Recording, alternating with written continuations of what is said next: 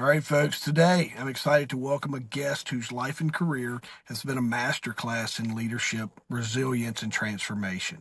Clint Rusch navigated incredible pivot points from nearly a decade of military service, including assignments in the Far East and Middle East, to becoming a powerhouse executive in the corporate world. As the former president and CEO of North Point Logistics, Clint took the company to extraordinary heights, earning multiple spots on the Inc. 5000 list and being recognized as one of America's best workplaces by Inc. magazine. Now he's diving into the next entrepreneurial chapter, acquiring and leading a small business with the same commitment to integrity, simplicity, and a proactive decision making that has defined his career. Clint believes second chances aren't rare. They're part of the process if we embrace them without fear. He's here to share the lessons he's learned from the battlefield to the boardroom and everything in between. Welcome, man. I appreciate you being here. I appreciate it. Thanks so much for having me. Gosh, I hope I can live up to that intro, man. No, I like the fluff, man. I got to put the fluff in there.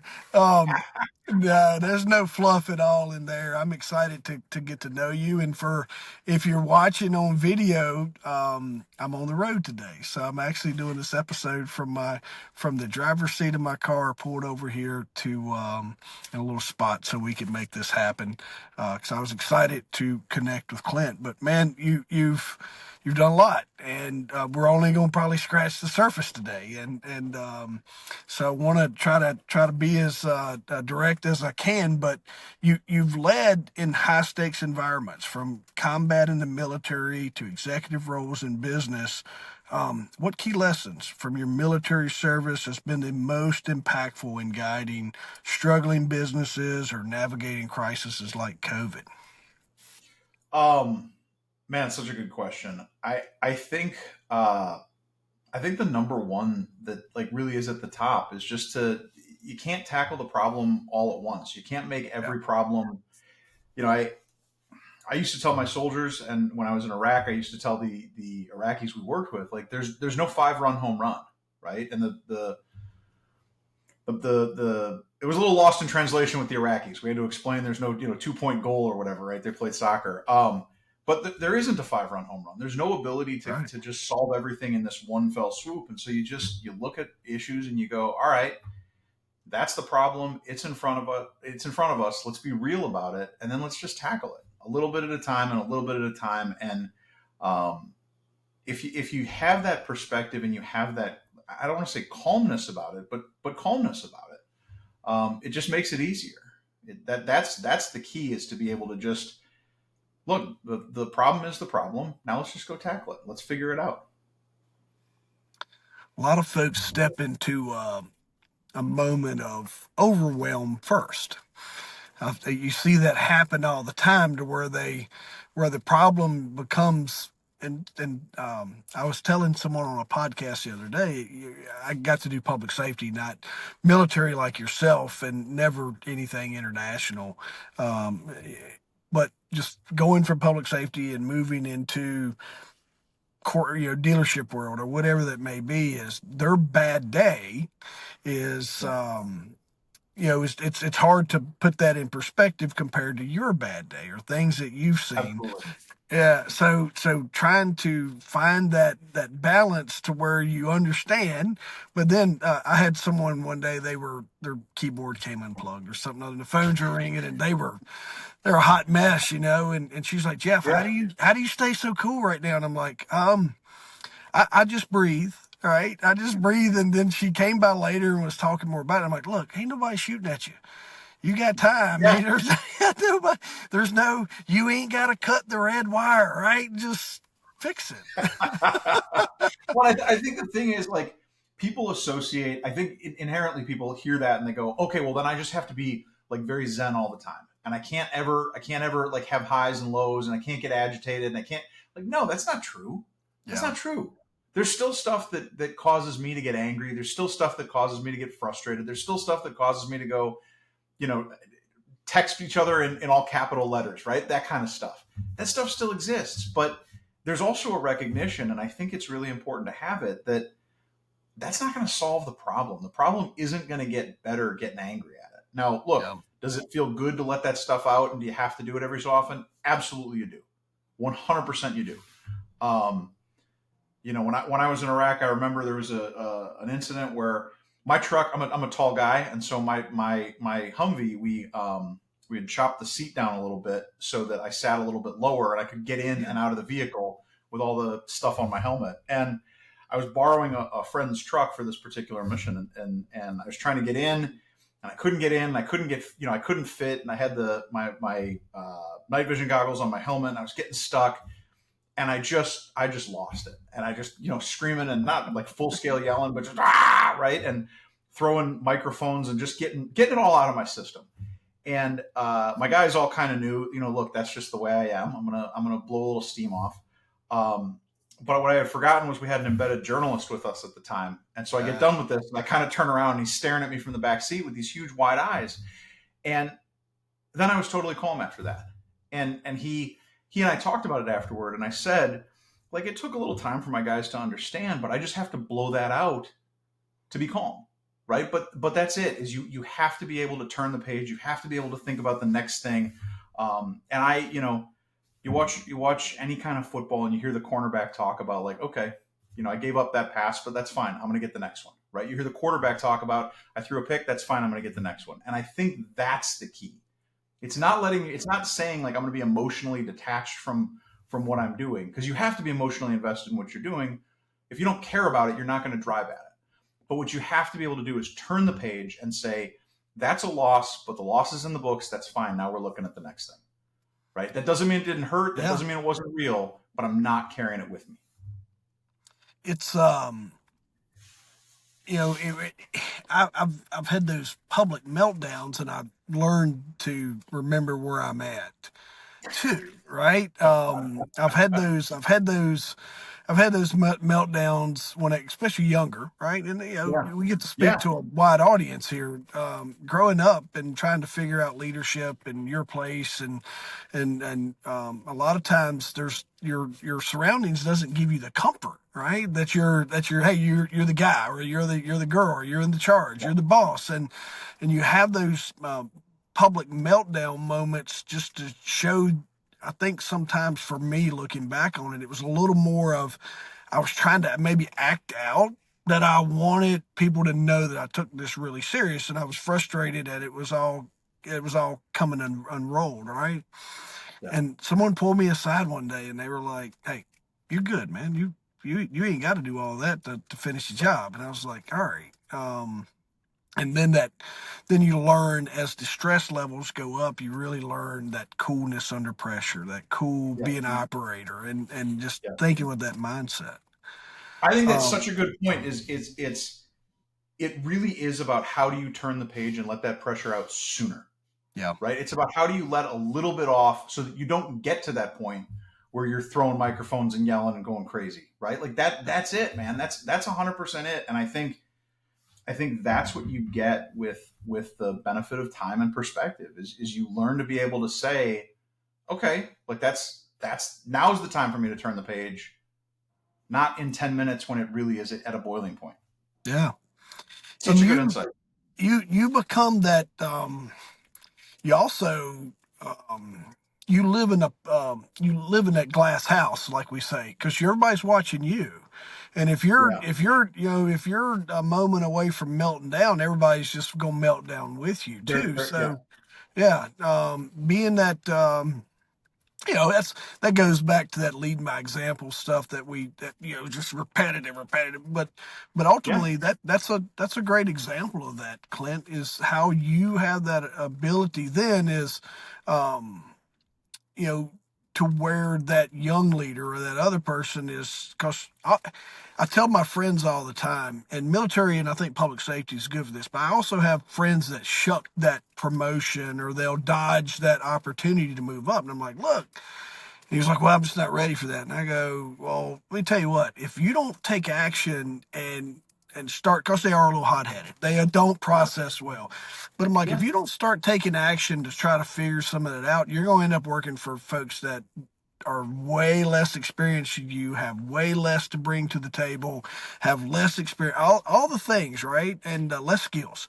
And you're going to end up working for them and you're going to find yourself miserable. And I watch it happen and unfold like that from time to time as well, to where young leaders just don't take that opportunity, or young employees, staff, military, whatever is, they don't want to take that step because, well, I don't want that responsibility, or I don't want to do that.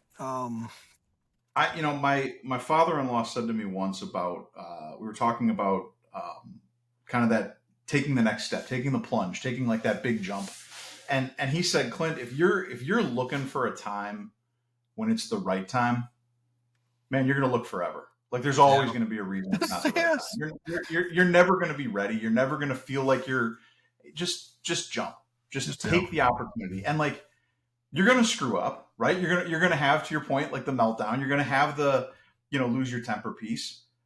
Okay, learn from it, right? Learn from it, and figure out how to dial yourself in to the point where you can have the ability to turn that page. You can have Yeah. the ability to say, look, I can stay calm in the moment, but most importantly, I'm not going to let what happened yesterday define how I act today. Yeah. Right? Great Like point. I have the ability to just say, that's done. Now it's onto this. We do That's the the, key. I teach my kids that, put it behind you and move on. And I do that with setbacks, but I also do that with wins. Like if Yes. we win a game, I'm like, man, let's celebrate. Let's go have a scoop of ice cream. We got to get back to winning tomorrow. Tomorrow's a That's new one win. win. Yeah, That's yeah. one It's win. just Not yeah, two, it's it's just one. yeah, Right? yeah, yeah. Yeah. That's we have to celebrate those. But you mentioned people often underestimate the frequency and overstate the fear of pivotal moments. Can you share a specific time when you embraced the second chance or pivot, and how it transformed your perspective on risk and opportunity? Yeah. So I think when I say people underestimate those the frequency and overestimate the kind of the intensity of it, I think what it is exactly what we're talking about. It's those little things that happen in your life where you leave and go, oh my god, I can't believe I did that. I'm just going to beat Yeah. myself up about it for a week.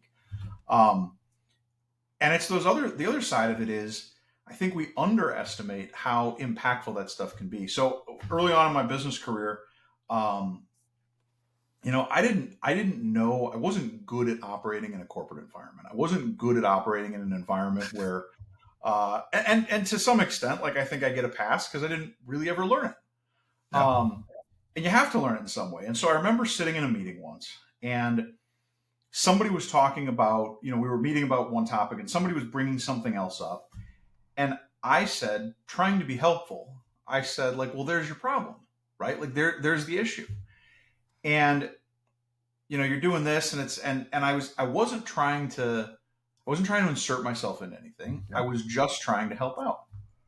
And my boss was in the meeting, and he just cut me off right away, and like, that's not what we're here to talk about, right? And redirected it. And afterward, he and I sat down in his office, and he said, you can't do that. You just can't. Like, you can't be that guy. They're not going to listen to you on this other thing if you're that guy on this thing. And it was such an interesting, like, oh man, I really feel like I got chastised, right? And to some extent, like, deservedly so. Clint, Um, does that come from coming from military into corporate, where you can, in oh yeah, military you can just very direct, go do it. yeah, Yeah, I got that's you. the answer. Yeah, That's the answer, yeah. right? And like, I'm Same. not telling you that because I don't. I'm not telling you that because I don't like you. I'm telling you that because if you don't see it, I'm going to help you see it so that everybody's okay, Yeah. right? It's all good hearted. So anyway, he and I went out to dinner that night, my boss and I remember feeling very awkward at dinner. Like, what do I do? How do I act? Like, this is a weird scenario because this is kind of the first time he'd really chewed me out. Um, and he called me out on it, appetizer point, and he said, like, what's on your mind? And I told him, like, look, I just, this afternoon was weird. And he said, okay, so don't do it again. I'm not Yeah. giving it a Yeah. second thought. And why are you giving it a second thought? Yeah. And so for me, the big thing was I had been over assumptive like that it was okay to just point out those issues. And then I had also really overascribed like his feedback to me as a judgment of me, or like a real Yeah. castigation of me. And so, all right, turn the page, like turn the page. And it was such a good example for me of that thing that I really hung my hat on, which is I'm not going to let yesterday define today. Well, okay, don't do that. Just stay in that. Even when you get corrected, when you like, it doesn't Yeah. matter if it's you stub your toe or somebody tells you stubbed your toe. It's all irrelevant. It just occurred. You can't do anything about it. Be better tomorrow. Just be better. And that stuff made me start to look at like, okay, well, what do I do with that? So I went and talked to the guy the next day, the one that I had kind of over inserted myself into the discussion, and I apologized for it. And he kind of looked at me with this like, what are you talking about, man? It was killing me all night. He hadn't thought Yes. about it. Nobody thought about it. It wasn't Yes. a thing for him. Don't make the mountain higher than it has to be. Don't do it. That that came from me. Um, I'm a recovering people pleaser. And that's where that added that mindset. And I remember same things. And just for folks that are listening, you're talking to a military guy and a former police officer, right? And I got to work in high level stuff like tactics and SWAT and some of the other things. And when you're there, it's you go and you say, most of the time, you know how this is. Everything's very routine.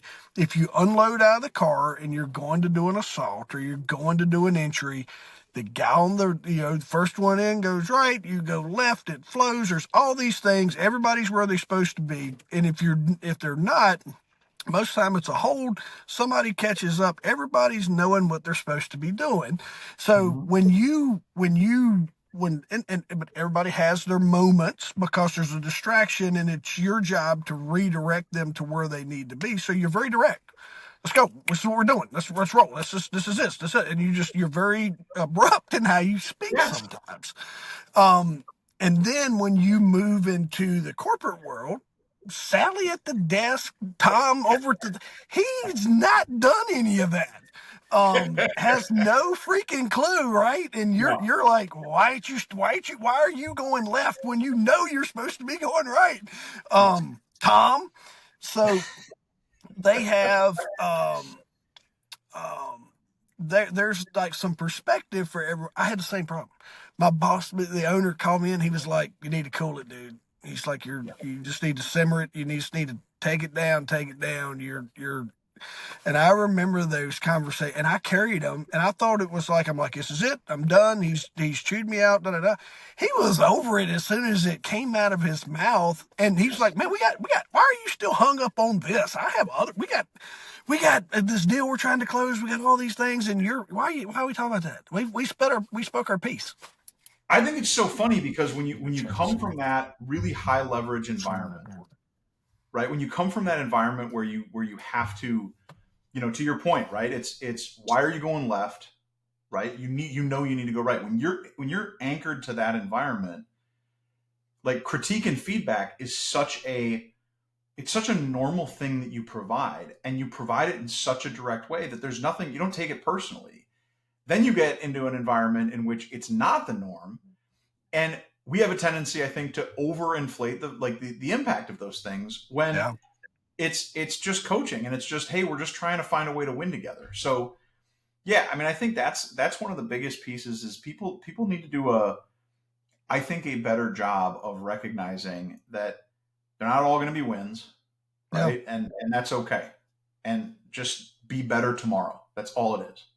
But you took, as the CEO of North Point Logistics, you made that or helped make it one of America's best workplaces. Yeah. What strategies or philosophies do you believe are essential for creating that positive, high performing culture, especially during challenging times? Um, what did that look like for you? I think it really comes down to two things. One is you have to have the right people. Yeah. And I think who you don't hire matters as much as who you do hire. When you have the right people on a team, you know it, and Yep. it hums. It just absolutely hums, and there's no substitute for that. There's no way you can fake it. Um, there's no workaround to it. If you don't have the right people, everything else is just deck chairs on the Titanic. So you've really got to have the right people. That was the first thing for me, and I was incredibly deliberate about the way we went about our hiring. We really focused on hiring the person first and the skills second. I think you can train people to do things, but you can't train them to be good people. You can't train them Yeah. to match your values. You can't train them to have that enthusiasm. And so having the right people, that was a big part of it. I was personally involved in all of our hiring. Every single person who worked for the company, their last interview was with me. Yep. And it was a tough interview. I'm not an easy interviewer. And so, um, that was something that was really important. And I think it mattered a lot to our culture that every person who came in, the new guy who would come in, everybody would go, "Oh, we know what you went through to get here. And so we trust you right off the bat." And that's the second part of it is, it's not just having great people, it's having great people who have trust in each other. And so you have to have a culture of trust. I firmly believe that that culture of trust comes as a result of being transparent, being Yep. honest with people, calling your own fouls. Like when you screw up, you've got to acknowledge it. Um, and then just doing the right thing for each other, right? Focusing on just basic humanity. I think we want to take care of and treat our people right.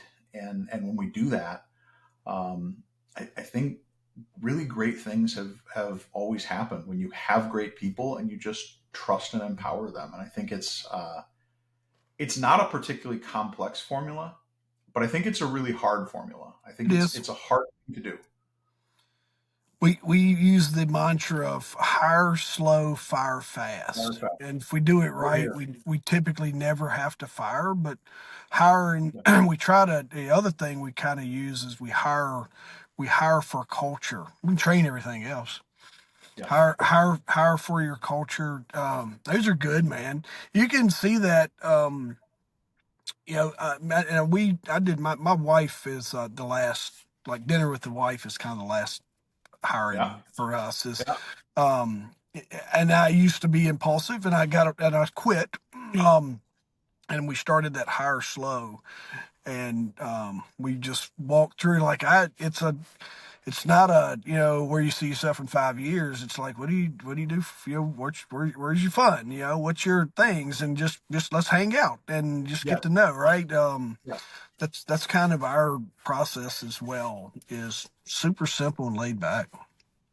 I think one of the things about hiring that's really hard is you're not generally hiring because you don't need the person, Yeah. right? We're not hiring like superfluous people. We're hiring because we need that role filled. And so it's very easy to fall into the trap of saying, I can see a way that this person works out, right? And talk yourself into the candidate just because you want the position filled. You want to have a body in the seat so that you're not having to carry that, whatever that water is, right? You're not having to carry it, they're there to carry it.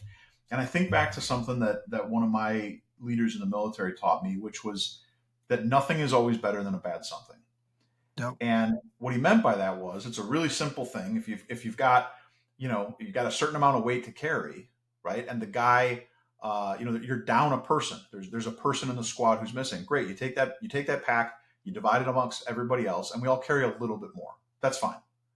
But if you've got somebody who isn't pulling their weight, now you pack it all in that pack. And now when that person doesn't do it, somebody's got to pick up a second pack. Not a little bit from that pack that's divided equally, but somebody's picking up an entire second pack. And that's a heavier burden. And so you're much better off having the position be empty than filling it with the wrong person, because the wrong person is going to overburden somebody else. Yeah. And so when you really get into that and you really start to think about that, you stop saying, I'm going to hire this person just because I want to get the job filled, right? And you go, great, now we're going to hold out and we're only going to have the right person in the team. And I firmly believe that if you have a really great culture, and I think of it like a locked door, right? Or a room with locked doors. If you guard the doors and you say we're only letting great people in, then the people inside the room begin to trust that. and they begin to guard the outside of the door, Yeah. right? And they begin to say, this person, like, are you good enough to be one of us? As soon as you start to hear that, and as soon as you start to see that, you've got a culture that's coalescing. And now that culture, not only do they lock the front door, they lock the back door too. And so Jeff's having a bad day, and somebody goes, "Hey man, have you talked to Jeff? Like, is he okay?" Right? Pull him back to the group. Don't let him out the back door. Pull him back to the group. You see your retention go up. You see your culture go up. You see people's productivity go up. You see teamwork going up. And it's all a consequence of, we're not going to have anything here except really exceptional people. That's We a would, hard thing for leaders to do. it, folks would spend a couple days with me, using the gym as an example. You come in, work with me, see what we do. I set a few go over core values, little things like that, just kind of interviewing on the move, getting to know each other. And if I think you have what it takes, just and I pay what they don't know. It's like I pay attention to if you're interacting with our people, if you're holding the door, Yep. if you're trying to get make new friends. Those are kind of the things I'm looking for. Just personality. Most of the time I already know that, but after they get done, they go, "Well, Jeff, what do you think or where I'm at?" And I'm like, "You're good enough for me to send you to the team." And then you got to pass their test, and Yeah. then you get to go. You get to have dinner with the wife, right? That was kind of our process, and it Yeah. was. Some people would be like, "Holy crap!" The team, and I'm like, because they are the ones that decide whether you have what it takes to That's represent it. them, right? That's it. So, They're the gatekeeper. They're the guardian of that culture. yeah. 100% agree with you. Um, Yeah. Big deal, but like you either have made this move or you're currently in the process of acquiring a small business. Um, what advice would you give to that person considering their first entrepreneurial venture, and especially when establishing or moving into an established business? Yeah. So we're scheduled to close in a couple of weeks. Yeah. I'm really excited. It's a great company, and I'm beyond thrilled to get to play a part in their journey and their chapter, or their kind of their history. I get to write the next chapter of it. It's so cool. And like, honestly, this is one of those things where I wake up every day and I just go like, man, that's such a cool thing, that I've such a cool opportunity. And every so often I'll walk around, I'll just find myself chuckling, like, I can't believe I'm this fortunate. Yeah. So what would I say to somebody who's thinking about it? I think the first thing you got to ask yourself is if you're cut out for it. Look, I haven't been the guy who's been the number one in a company that I own. I've been the guy who's number one in a company I don't own, Yeah. and that's a tough burden. So I look at that and I go, okay, well, it's not going to get lighter. It's only going to get heavier, right? It's only going to get heavier. Can I carry that weight? I think I can, right? I think I can. But I also know that it requires some real self reflection to say, is that what you really want to do? I saw somebody posted something on Twitter the other day that said the question you really have to ask yourself is, if you get the word that your janitorial service has all quit and you got to go in on a Saturday morning and clean the bathrooms, how are you feeling about that? Right? And the answer should not be, I'm excited about that, because now you're just lying to yourself. But if the answer is, okay, that's the job, then you're okay. If Yeah. the answer is, well, I'm going to see if I can find somebody else to call, this isn't going to work. Yeah. Right? And I think it's a really good razor, um, because I've had a lot of that self doubt. Right? There are plenty of nights where I've been laying down getting ready for bed, and I'll say to my wife, like, we're doing the right thing, right? Like, this is the right call, and she's got to remind me, yeah, this is the right call. Like, this is the right path for you, for us as a family, and I think that's a cool thing. But I think that self reflection, that honesty, to be able to say, am I mentally cut out for it, Yep. is a really important thing. And once you make that decision and you decide you are, great. Now it's just about execution.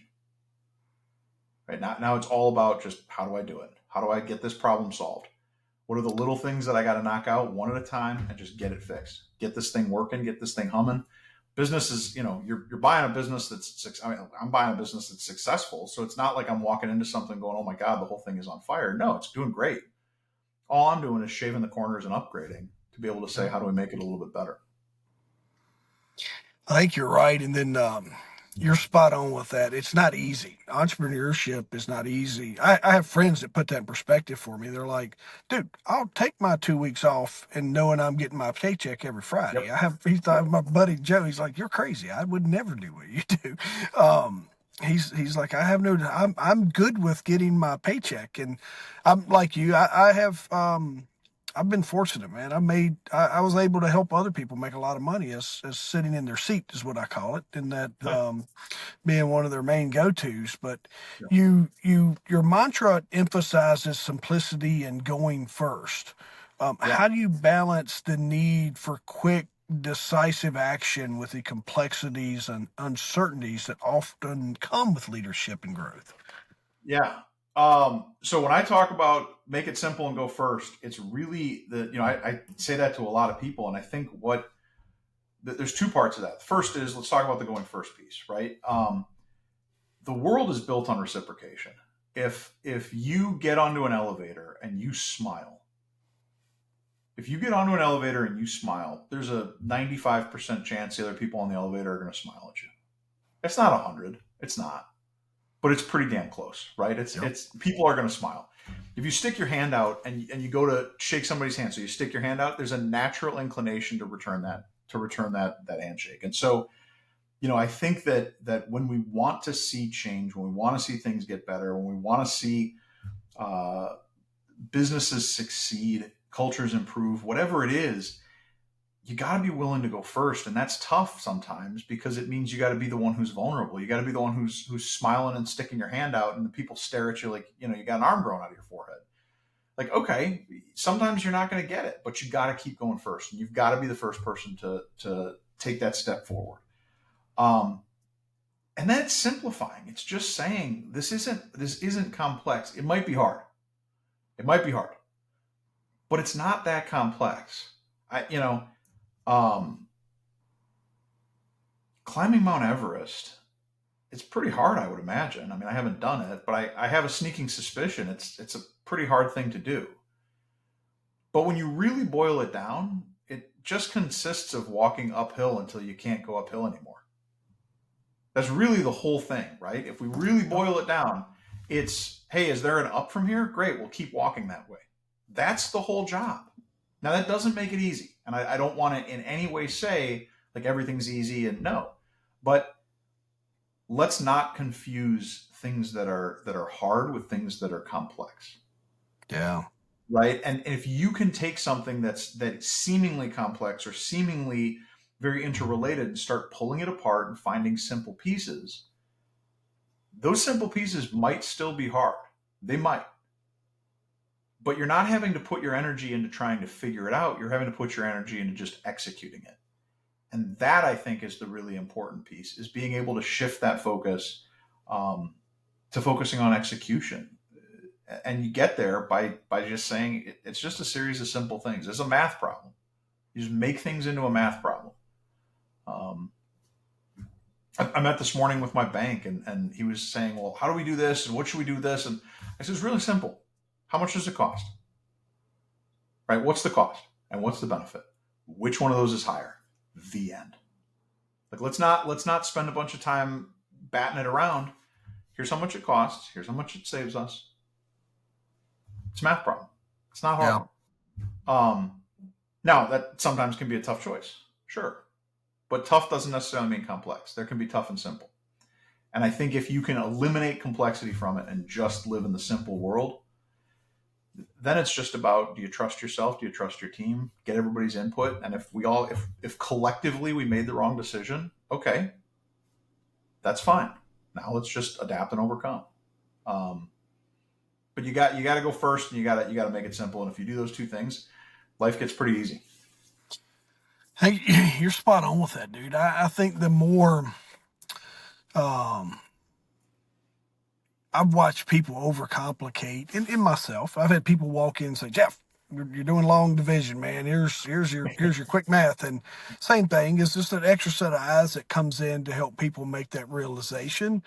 Yeah. Because we live in it, we want to feel like I teach some AI, and I teach a lot of AI right now. And when folks are trying to deploy it in their office, like I was working with a team one day, and the lady was like, "How long do you spend crafting emails?" And she's like, "Oh my God," she says, "The thing I hate doing the most. I have to find this message."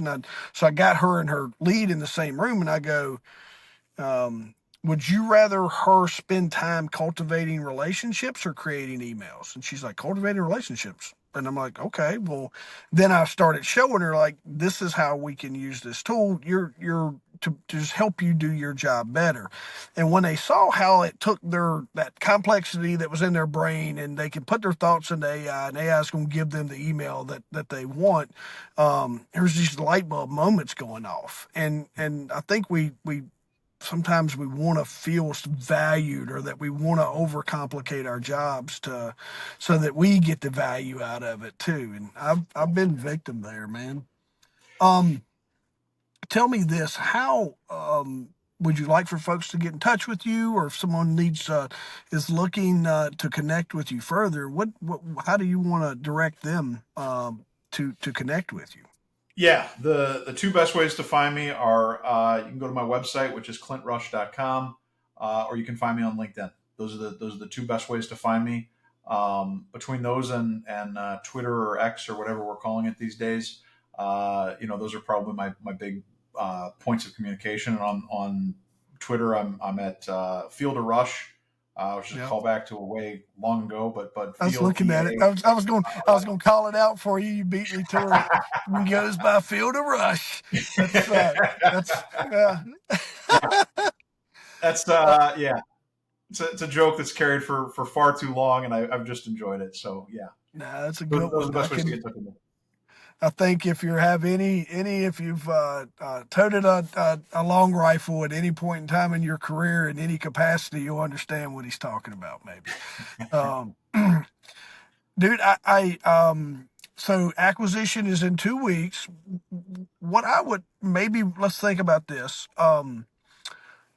We'll get this one out Yeah, just kind of get going. But I would love to loop back with you in 6 months and let's do a progress report. Let's learn love about. I'd love for I'd love to come back and just say, all right, where are we at? What is your what size fireman hat are you wearing it. but I'd love to just have a progress update on Let's do it. for everyone to know kind of where you are.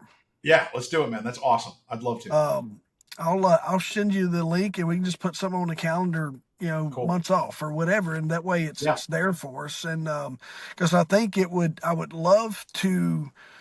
That's something I would love to put out there, but I would also like to dive in a little bit about that 9/11 and inspiration and getting you moving towards your military career as well at some point. sure. So I always I try to set my guest up to where we have that opportunity. This is a kind of an initial conversation of us getting to Yeah, know each other, and our anyone who's listening to this is going to get to know us. But I think the continuity of the conversation is just as important. absolutely. So everybody gets to feel and see how you are. And it's your service, everything that you've done. You can tell those fingerprints, and I can see and listen to those fingerprints of some of the best advisors and some of the best mentors you've had in your life. Um, because those are things that don't come easy, and even if it's the dude behind you, um, You like that? even if you got the dude behind you, right? He's always um, but He's no, keeping it on. I just wanted to tell you how much I appreciate you taking some time today just to let us get to know you. Absolutely, man. I appreciate it. Thank you so much. Thanks All for right, having brother. me. Appreciate it. All right, man. It's good talking to you, and I look forward to our your success and then our future Thank you. conversations. Sounds good. We'll talk soon. All right, brother. All right, see you, man.